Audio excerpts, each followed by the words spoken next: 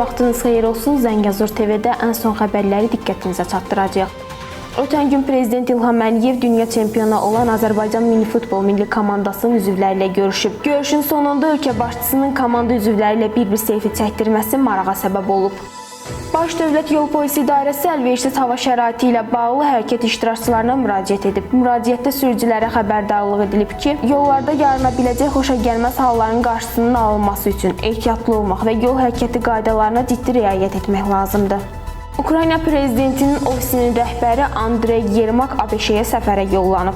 Bu barədə məlumatı öz mənbələrinə istinadən RBK Ukraynaya yayıb. Bununla belə səfərin detalları açıqlanmayıb.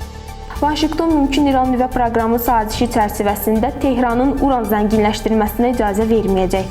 ABŞ prezidenti Donald Trump bunu sosial şəbəkə hesabında yazıb. Bugün olan xəbərlərimiz bu qədər. Növbəti buraxılışlarımızda görüşmək ümidi ilə sağ olun, salamat qalın.